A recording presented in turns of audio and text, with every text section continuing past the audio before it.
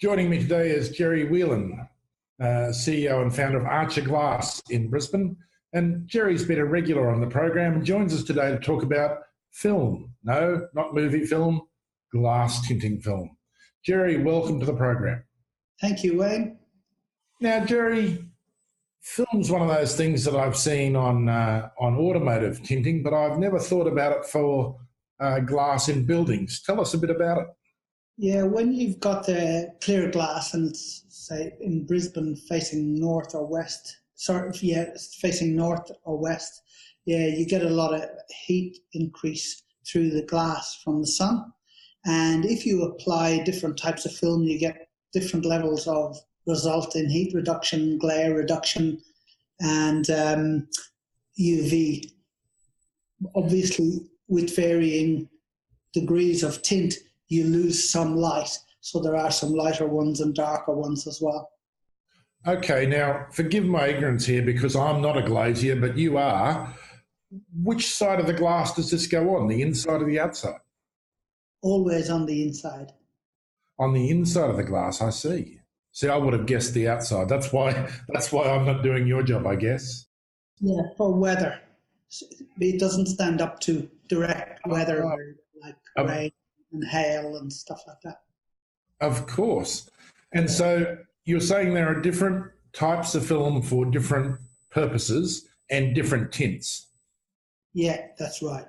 So say the most common one is this one. It's an SM90. It's got 99% UV, which they all have. The glare reduction for this one is 82% and heat reduction 65%. And it's quite a dark one, but it's a very good result. You can get an idea there of how dark the tint is. And that's the SM90. Then you can go lighter ones like SM50, but the heat reduction is 56%. Glare 42, again UV 99. But you can see it's a much lighter film, almost clear, so you lose almost no daylight with that one. And then, of course, there's the one that's been traditionally used in office buildings where it's got just an absolute reflection. And the same, the heat reduction in that one, though, is at 79% and the glare is 88%. So there's a huge result from it. But again, your windows all look like mirrors. There's a degree of privacy as well, but only during the day. At night, it's reversed when the lights are on inside. You can't see out, but you can see like as if it was clear glass, you can see in at night. Oh, I see. There's more to this than, pardon the pun, meets the eye, isn't there? There is. There's a lot of different little aspects that do different things and give you different results depending on what it is that you need most. So, Gerry, if I'm looking at getting film fitted to my windows, it doesn't have to be done when the glass is being put in. It can be done afterwards. Yes, it can be done anytime. Years later, we've done in some very old buildings. The glass will clean and scrape off any little, splashes of paint or something that might be on them, and then we can apply the film. And all the films have a lifetime warranty now as well. It does sound like a very effective way to make inside your home more comfortable to live in, and I guess it's a lot cheaper than changing glass or doing other things. Does it matter if you've got blinds or curtains? No, it doesn't matter if you have blinds or curtains. That's not a problem. We just push them back or take them down and put them back up if they're really in the way. And the good thing about it is they all have, like I said before, the 99% UV reduction, which is the one that fades your carpet and curtains, fades furniture, everything like that. So that cuts out that problem completely. Oh, right. So that's not only does that help your curtains live longer, but it's also going to make your carpets live longer and keep your furniture in good condition. Yeah, all of that. Yeah, once they're in that, if they're getting any direct sun during the day, yes, this would make a huge difference over time. And Gerry, the common one you said is that mid-range tint. Does it make the rooms much darker? I find that On a cloudy day, it seems to have more of an effect, obviously, because there's not so much light outside in the first place. Mm-hmm. But yeah, it does. It can reduce the daylight quite a bit on those days. But on a bright sunny day, you barely notice the difference. And Gerry, when people are keen on doing this, they obviously contact you at Art Glass. I guess you need to measure up and quote on it. Is there any guidance for people about which one's going to look best, or how do they go about picking which one they like?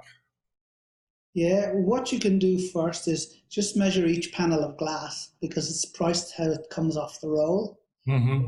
And you know how many windows you've got, etc. So if you measured each panel and then ring up with a list of sizes of panels you need tinted, then we can quote on that for a couple of different types. And then you can either come into our showroom and see them on our window and get a full view of it from inside and out to choose one if you like, or we have some on our website as well that you can have a look.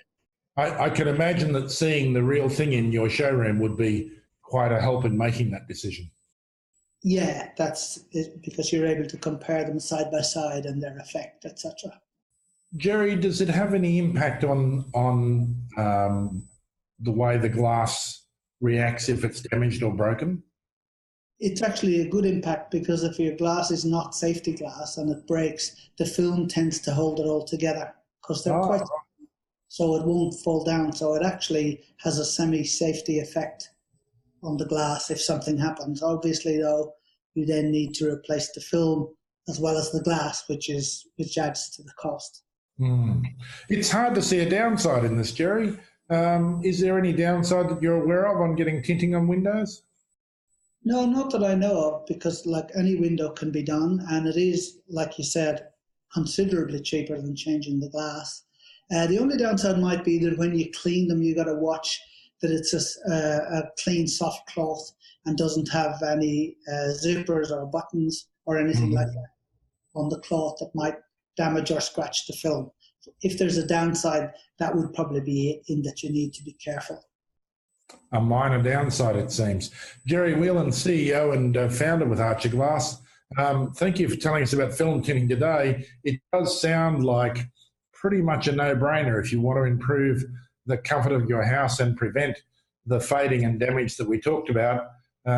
Film tinting of your architectural glass seems like the way to go. Yeah, absolutely. Once the glass is existing, it's a really good way to go to get the result you need. Gerry, thanks for your time today. Thank you very much, Wayne. Cheers. Always good.